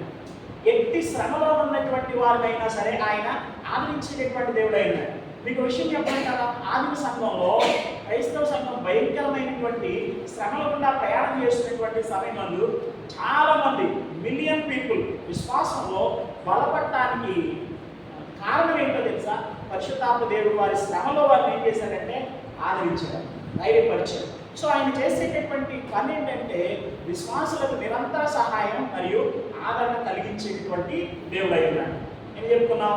1 సృష్టి చేశాడు, 2 క్రీస్తు ప్రభువు జన్మించడంలో ప్రముఖమైనటువంటి పాత్ర పరిశుద్ధాత్మ దేవుడు వహించాడు, 3 లేఖనాలను దైవావేశపరిచాడు, 4వది సర్వలోక విశ్వాసులందరి కొరకై విజ్ఞాపన చేస్తున్నాడు, 5వది సర్వలోక విశ్వాసులందరికీ కూడా ఆయన ఏమై ఉన్నాడు? సహాయం చేసేటటువంటి దేవుడై ఉన్నాడు. నెక్స్ట్ తిరిగి జన్మింపజేసేటటువంటి వాడై ఉన్నాడు. తిరిగి జన్మింపజేసేటటువంటి దేవుడై ఉన్నాడు. ఒకడు నీటి మూలంగాను ఆత్మ మూలంగాను జన్మిస్తే తప్ప అతను దేవుని రాజ్యంలో ప్రవేశించలేదని యోహాను సువార్త కూడా అధ్యాయంలో రాయబడింది. ఇంకో దేవుడితో యేసుక్రీస్తు ప్రభువు మాట్లాడేటటువంటి మాటల సందర్భంలో తీతు రాసిన పత్రిక 3వ అధ్యాయం 5వ వచనంలో పరిశుద్ధాత్మ దేవుడు మనకి తిరిగి జన్మించేటటువంటి స్వభావాన్ని కలగజేశాడని దేవుని వాక్యంలో రాయబడింది. ఒకసారి తీతు రాసిన పత్రిక 3వ అధ్యాయం 5వ వచనంలో ఈ మాట చదువుదాం చూడండి. మనం నీతిని అనుసరించి చేసిన క్రియల మూలంగా కాక తన కనికరం చొప్పుననే పునర్జన్మ సంబంధమైన స్నానం ద్వారాను పరిశుద్ధాత్మ మనకు నూతన స్వభావాన్ని కలుగజేయడం ద్వారాను మనల్ని రక్షించను అని అన్నాడు. తిరిగి జన్మించినటువంటి అనుభవంలోకి ఎవరు నడిపించారు మనల్ని అని అంటే పరిశుద్ధాత్మ దేవుడు. మీరు విశ్వసించుట దేవుని క్రియ అని అన్నాడు యోహాను సువార్త 6వ అధ్యాయం 28వ వచనం. మనం దేవుని యొక్క విశ్వాసం ఉంచగలిగామంటే మనంతటా మనం విశ్వాసం ఉంచలేదండి. అర్థమవుతుందా? మనంతటా మనం విశ్వాసం ఉంచలేదు. Unless and until God open our hearts, దేవుడు మన హృదయాన్ని తెరిస్తే తప్ప, దేవుడు మన యొక్క విశ్వాసాన్ని పుట్టిస్తే తప్ప మనంతటా మనంగా స్వంతంగా దేవుని యందు విశ్వాసం అనేది ఉంచలేదు.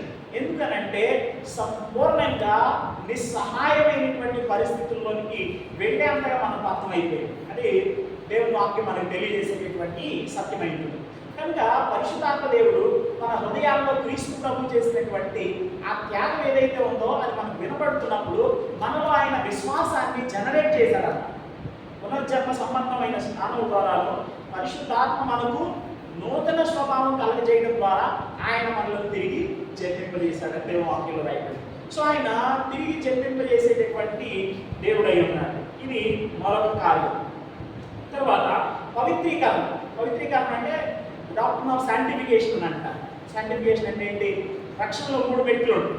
రక్షణ ప్రణాళికలో దేవుడు మనకి ఇచ్చినటువంటి రక్షణ ప్రణాళికలో 3 మెట్లు ఉంటాయి. ఒకటి జస్టిఫికేషన్. డాక్టర్ ఆఫ్ సాల్వేషన్లో దీని గురించి మీకు వివరంగా తెలియచేయబడుతుంది. దేవుడు మనల్ని నీతిమంతులుగా తీర్చాడు. రెండవది శాంటిఫికేషన్. దేవుడు మనలను పరిశుద్ధపరిచేటటువంటి దేవుడు అయ్యాడు. Justification, sanctification and glorification. దేవుడు మనల్ని మహిమపరిచేటటువంటి దేవుడు అయి ఉన్నాడు. ఎవరు నీతిమంతులుగా తీరుస్తాడో వారిని మహిమపరిచాడని దేవుడు వాక్యంలో రాయడు. నీతిమంతులుగా తీర్చడానికి మహిమపరచడానికి మధ్యలో ఇంకొక అద్భుతమైనటువంటి క్రియ జరుగుతుంది. ఆ క్రియ పేరు ఏంటంటే శాంటిఫికేషన్ అన్నమాట. దేవుడు మనలను పవిత్రీకరించేటటువంటి దేవుడై ఉన్నాడు, లేదా పరిశుద్ధపరిచేటటువంటి దేవుడై ఉన్నాడని దేవుని వాక్యం మనకి స్పష్టంగా తెలియజేస్తా ఉంది. చాలా వచనాల్లో ఆయన మనలను పరిశుద్ధపరిచేటటువంటి దేవుడై ఉన్నాడు. హెబ్రీ పత్రిక 10వ అధ్యాయం 14 నుండి 15 వచనం ఒకసారి చదువుతాం. హెబ్రీ పత్రిక 10వ అధ్యాయం 14 వచనం నుండి 10-14 నుండి ఒక్క అర్పణం చేత ఈయన పరిశుద్ధపరచుబడు వారిని సదాకాలము సంపూర్ణులుగా చేసి ఉన్నాడు. ఈ విషయమై పరిశుద్ధాత్మ కూడా మనకు సాక్ష్యం ఇచ్చుచున్నాడు. ఎలాగనగా ఆ దినములైన తర్వాత నేను వారితో చేయకో నిబంధన ఇదే, నా ధర్మ విధులను వారి హృదయం నందుంచి వారి మనస్సు మీద వాటిని వ్రాయులని చెప్పిన తర్వాత వారి పాపములను వారి అతిక్రమములను ఇక ఎన్నటికీ జ్ఞాపకం చేసుకోండి ప్రభువు చెప్పుచున్నాడు. సో ఆయన తన వాక్యం ద్వారా మనల్ని అనుదినం కూడా ఏం చేస్తా ఉన్నాడు? పవిత్రీకరించేటటువంటి దేవుడై, పరిశుద్ధపరిచేటటువంటి దేవుడై ఉన్నాడు. సో మన రక్షణ పొందడంలో, రక్షణ కార్యాన్ని జరిగించడంలో పరిశుద్ధాత్మ దేవుడి పాత్ర ఉంది. మనల్ని పవిత్రపరచడంలో పరిశుద్ధాత్మ దేవుని యొక్క పాత్ర ఉంది. తర్వాత ఆయన మన జీవితాల్లో అద్భుత కార్యాలు చేసేటటువంటి దేవుడై ఉన్నాడు. ఏ ఆశ్చర్య కార్యమునైనా చేయగలిగినటువంటి సమర్థుడైనటువంటి దేవుడై ఉన్నాడు. అద్భుతాలు చేయగలిగినటువంటి దేవుడై ఉన్నాడు. తర్వాత పునరుత్థానంలో పరిశుద్ధాత్మ దేవుని యొక్క పాత్ర ఉంది. మనం చనిపోయిన తర్వాత మన్నైపోతుంది కదండి. మన్ను తిరిగి మరలా మంటికి చేరని దేవుని వాక్యంలో అయిపోయింది. మన్నైపోతాం మనం. కానీ పునరుత్థానంలో మనం యేసుక్రీస్తు ప్రభు యొక్క రాకడలో ఆయన ఎంత గొప్ప కార్యం ఎలా చేయబోతున్నాడో తెలియదు. కానీ ఏం చేయబోతున్నాడు అని అంటే కుళ్ళిపోయిన, కాలిపోయిన, కాబట్టి పూర్తిగా మరుగైపోయినటువంటి శరీరములను పునఃసృష్టించి మన ఆత్మలతో ఆయన మళ్ళీ ఏం చేయబోతున్నాడంటే రీయునైట్ చేయబోతున్నాడు. పునరుత్థానంలో పరిశుద్ధాత్మ దేవుని యొక్క పాత్ర అనేది ఎంతగానో మనకి కనబడుతుంది. రోమపత్రిక 8వ అధ్యాయం 11వ వచనాన్ని చదివితే అక్కడ ఈ విషయాన్ని గురించి చాలా అద్భుతమైనటువంటి మాట రాయబడింది.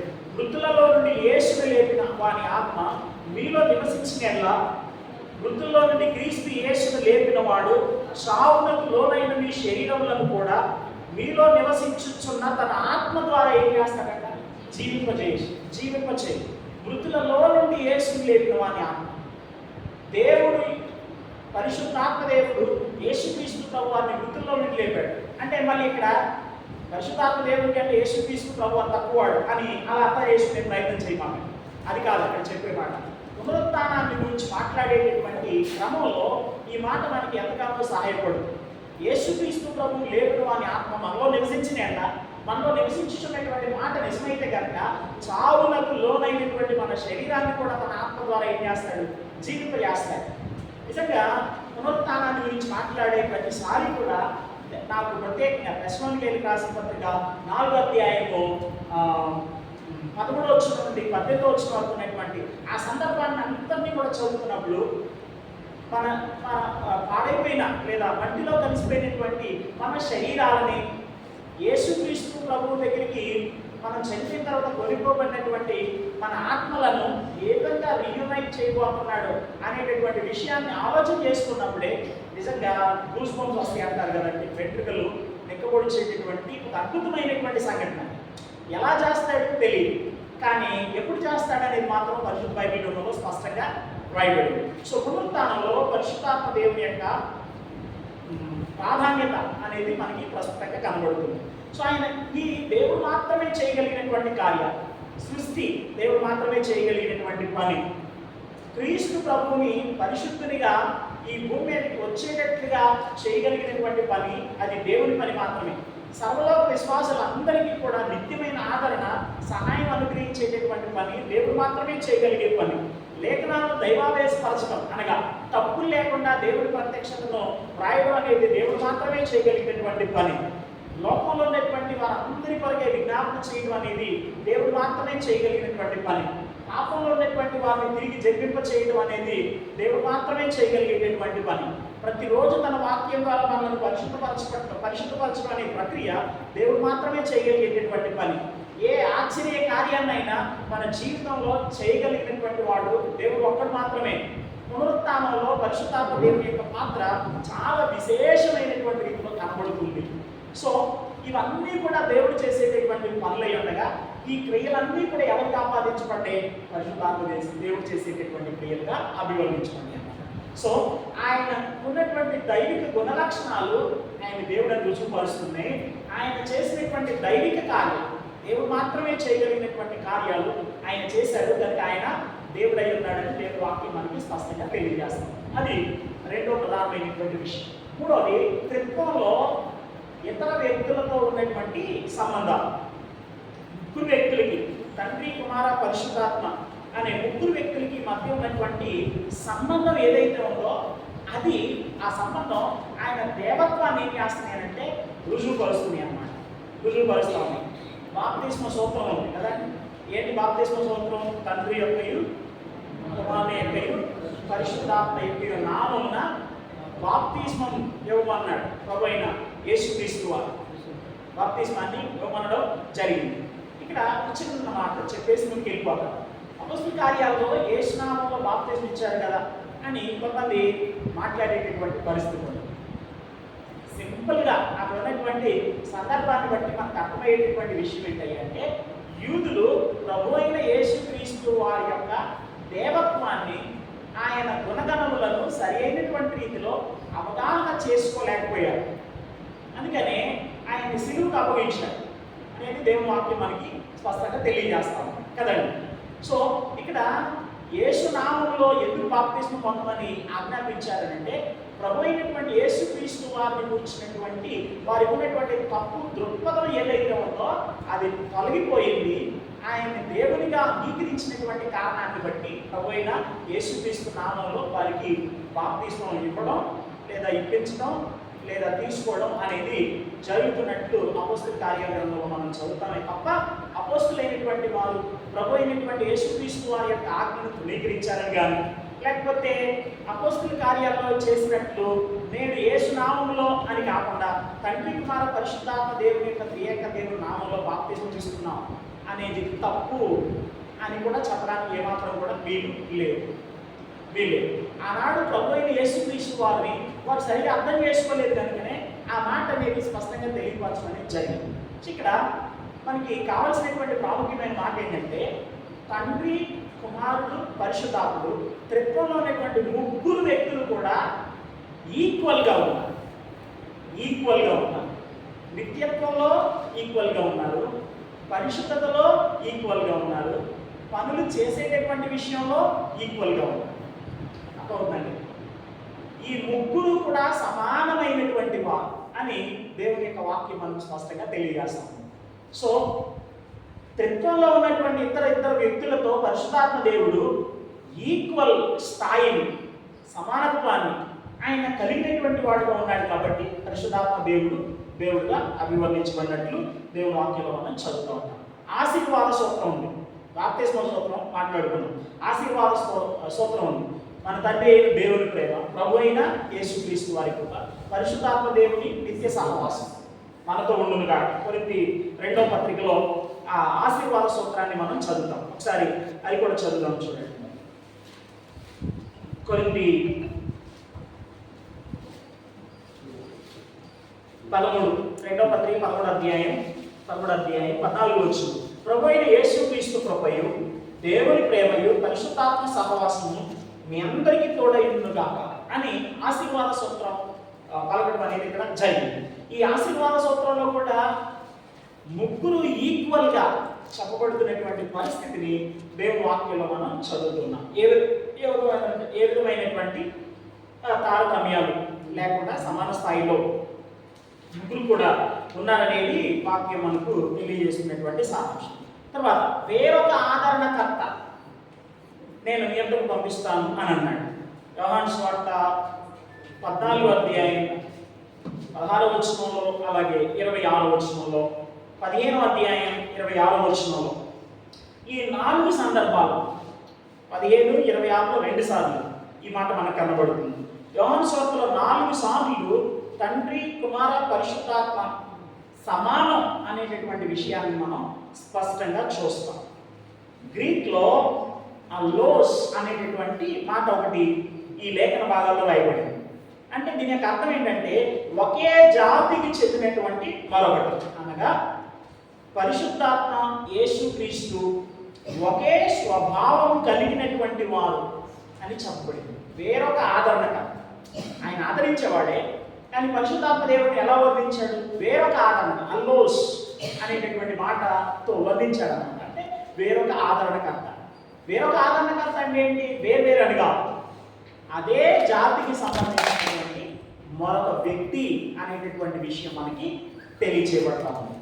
కాబట్టి వేరొక ఆదరణకర్త అనేటటువంటి ఈ మాట ఏదైతే ఉందో ఆ మాట కూడా ఆయన దేవుడు అని స్పష్టంగా రుజువు చేసేటటువంటి పరిస్థితి మనకి కనబడుతుంది. నెక్స్ట్, తండ్రి, కుమార, పరిశుద్ధాత్మలు సమానం అనడానికి ప్రకటన గ్రంథంలో మరొక స్పష్టమైనటువంటి రుజువు మనకి కనబడుతుంది. 1వ అధ్యాయం 4-5 వచనాలు చదువుదాం. ప్రకటన గ్రంథం 1వ అధ్యాయం 4-5 వచనం. యోహాను ఆసియాలో ఉన్న 7 సంఘములకు శుభమని చెప్పి వ్రాయినది. వర్తమాన భూత భవిష్యత్ కాలంలో ఉన్నవారి నుండి. తర్వాత రెండవది, ఆయన సింహాసనము ఎదుటనున్న 7 ఆత్మల నుండి. తర్వాత నమ్మకమైన సాక్షియు, మృతుల్లో నుండి ఆది సంబూతుడుగా లేచిన వాడు, భూపతులకు అధిపతి అయిన యేసుక్రీస్తు నుండి కృపయు సమాధానమును మీకు కలుగునుగాక. వర్తమాన భూత భవిష్యత్ కాలములలో ఉండువాడు. ఇది తండ్రి అయిన దేవుని గురించి చెప్పబడినటువంటి మాట. తర్వాత ఆయన సింహాసనం ఎదుటనున్న 7 ఆత్మల నుండి. 7 ఆత్మలు అంటే 7 డిఫరెంట్ స్పిరిట్స్ అని కాదు, ఇక్కడ 7 సపరేట్ ఆత్మలు అని కాదు. ఇక్కడ దీని యొక్క అర్థం ఏంటి అని అంటే యెషయా గ్రంథం 11వ అధ్యాయం 2వ వచనంలో ఆత్మదేవుని గురించి వర్ణిస్తూ 7 రకాలైనటువంటి మాటలు అనేవి తెలియపరచడం జరిగింది కదండి. ఒకసారి ఆ వచనాన్ని చదువు చూడండి. యెషయా గ్రంథం 11వ అధ్యాయము 2వ వచనాన్ని ఒకసారి చదువు. యెషయా గ్రంథం 11వ అధ్యాయం 2వ వచనం నుండి. యెహోవా ఆత్మ 1 జ్ఞానమునకు ఆధారమైన ఆత్మ, 2 వివేకమునకు ఆధారమైనటువంటి ఆత్మ, 3వది ఆలోచనకు ఆధారమైన ఆత్మ, 4వది బలమునకు ఆధారమైన ఆత్మ, తెలివిని పుట్టించేటటువంటి ఆత్మ, భయాన్ని పుట్టించేటటువంటి ఆత్మ, భక్తిని పుట్టించేటటువంటి ఆత్మ. కదా, 7 ఆత్మలు అంటే ఇక్కడ అర్థం అదన్నమాట. ఒకే ఆత్మ కానీ 7 రకాలైనటువంటి పనులు చేస్తాడు అని అనడానికి ఈ మాట ఇక్కడ వర్ణించడం అనేది జరిగినట్లు దేవుని వాక్యంలో మనం చదువుతూ ఉన్నాం. సో ప్రకటన గ్రంథం 1వ అధ్యాయం 4వ వచనంలో తండ్రి అయిన దేవుని గురించి రాయబడింది. తర్వాత పరిశుద్ధాత్మ దేవుని గురించి రాయబడింది. 3వదిగా కుమారుడైనటువంటి దేవుని గురించి కూడా రాయబడింది. నమ్మకమైన సాక్షి, వృద్ధుల్లో నుండి ఆది సంభూతుడిగా లేచిన వాడు, భూపతులకు అధిపతి ఆయన యేసుక్రీస్తు నుండి కృపయు సమాధానం మీకు కలుగుగా. ఒక్కరి నుండి అన్నాడా? ముగ్గురు నుండి అన్నాడు. త్రిత్వంలో ఉన్నటువంటి ఒకే వ్యక్తి నుండి సమాధానం కలుగును కాక అన్నాడా? ముగ్గురు నుండి అన్నాడు. ముగ్గురు నుంచి అన్నాడు. ముగ్గురు నుండి మీకు కృపయు సమాధానం కలుగును కాక. సో ముగ్గురు కూడా ఈక్వల్గా ఉన్నారు అనేటటువంటి మాట ఏదైతే ఉందో అది ఆయనను దేవునిగా వర్ణించేటటువంటి పరిస్థితిని వ్యక్తపరుస్తాం. ఆయన దైవికమైనటువంటి కార్యాలు ఆయన దేవునిగా ఏం చేస్తుంది చెప్పండి? వర్ణిస్తాం. ఒకటి ఆయన లక్షణాలు, రెండవది ఆయన దైవిక కార్యాలు. ఆ తర్వాత మూడవది త్రిత్వంలో ఉన్నటువంటి ఇతర వ్యక్తులతో ఉన్నటువంటి సంబంధాలు. తర్వాత నాలుగవది దేవుడు అని పిలువబడ్డాడు, పరిశుద్ధాత్మ దేవుడు. కొన్ని వచనాలు చెప్తాను, త్వరగా నోట్ చేసుకోండి. ఆ తర్వాత మీరు ఇంటికి వెళ్ళిన తర్వాత స్టడీ చేయండి, మీకు కొన్ని విషయాలు బాగుపడతాయి. స్పీడ్గా రాసుకోండి దయచేసి. అపోస్తుల కార్యాలు రాస్తే పోతాయి.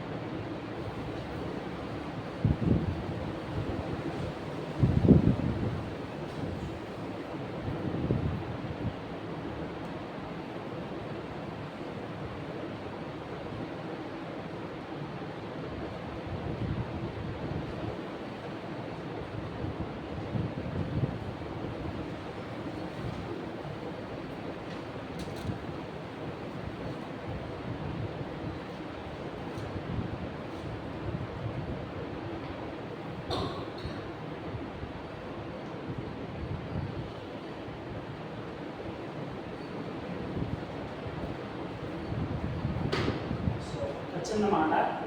ఈ సెకండ్ పాయింట్ అండి, ఇక్కడ ఉన్నటువంటి రెఫరెన్స్ ఏవైతే ఉన్నాయో ఈ పాత నిబంధన లేఖనాలు కొత్త నిబంధన లేఖనాలతో పోల్చి చదువుకుంటే ఒక విషయం అర్థమైంది. అందుకని అలా రాశాను. సో ఆ బ్రాకెట్ పెట్టుకోవడం కానీ లేదా ఒక ఐఫోన్ పెట్టుకోవడం కానీ మర్చిపోమన్నాను. ఎందుకంటే కీర్తన 98 ఫిబ్రవరి 3:7 నుంచి 11 వచనాలతో ఉన్నటువంటి వచనాలతో కలిపి చదువుకోవాలి. అప్పుడు మీకు అక్కడ ఉన్నటువంటి విషయం అర్థం అవుతుంది. సో దానికోసం అట్లా రాయడం అనేది జరిగింది. దానికి రాసేటప్పుడు వరుసగా కాకుండా నేను రాసిన ఫార్మేట్లో రాసుకున్నాను.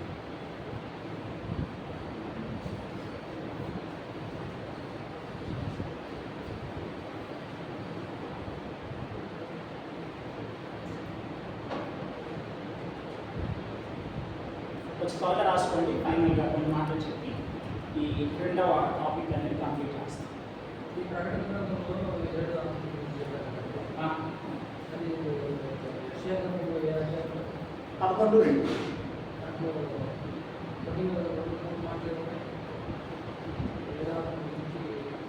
గడిపి చదువుకోవాలి.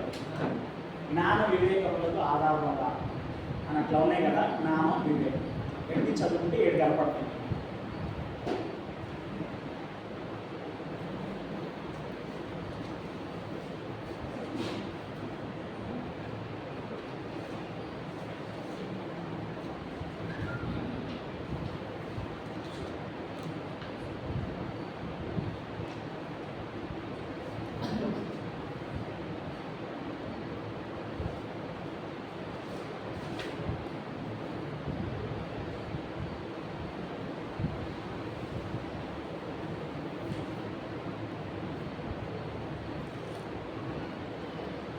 రాస్తున్నారండి.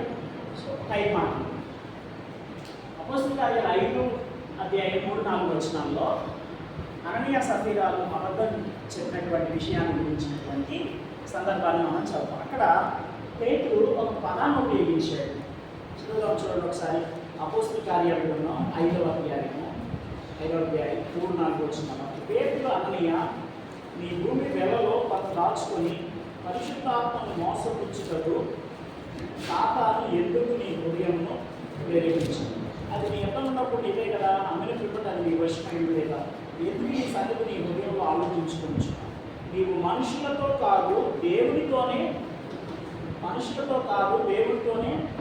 అబద్ధమాడావు అని మాట్లాడాడు పేతురు అననీయ సఫీరాలు.